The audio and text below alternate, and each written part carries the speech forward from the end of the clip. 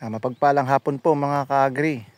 Ayan, ito na po yung ating tanim na Sultan F1 at yung isang latang panigang po, no? 3 latang Sultan, isang latang panigang mga ka-agri. Ito po yung natamnan natin, ano? Maganda rin po yung naging pulna natin kasi maluwang po yung natamnan.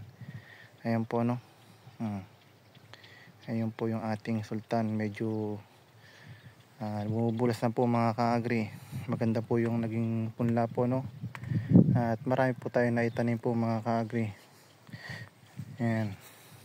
2 banos po ang ating naitanim po, ano. Ayan po yung ating feeling ngayon. Nagpapataba na po tayo ngayon mga ka-agri. Ayan.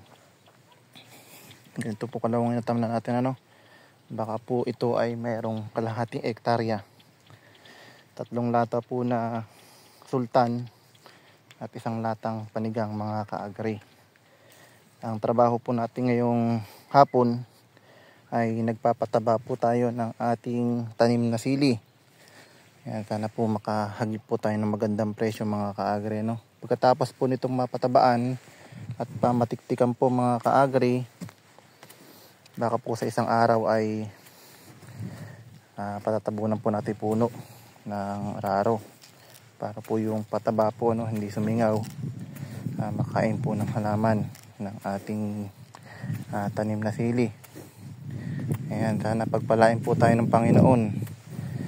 Sumubok po ulit tayo magtanim po ng Sultan, ano. At nung nakaraan taon po hindi po tayo nakapagtanim.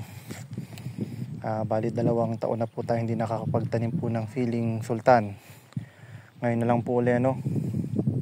Susubok po ulit po tayo magtanim po ng Sultan o itinatawag pong siling pukinggan o yung atsal na tinatawag po mga ka-agri. Ayan mga ka-agri, ito po yung maluwang po yung natamnan natin, ano. At napuno po natin yung ating natamnan. Yun sa dulo po, Sophia po yung kalabasa. Baka balak pa natin pong sabugan pa po ng mustasa po, ano. Ayan mga ka-agri, malapit na rin po tayo matapos. 5 tudling na lang po yung ating papatabaan mga ka-agri. Ayan, buhay na po, ano. At maganda po yung pagkabuhay po ng ating tanim dahil hindi po ito nasaktan. Tutok po tayo sa patubig. Malakas po ang tubig ngayon, ano.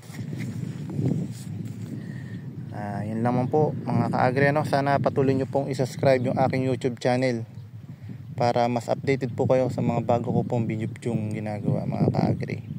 Yan. Ito, sumubok na naman po tayo sa pagtatanim ng atsal. I-update ko po kayo sa inyo pagka ito po ay may bunga na po, bulaklak, ano. Ayan. Yun naman po mga ka-agri. Magandang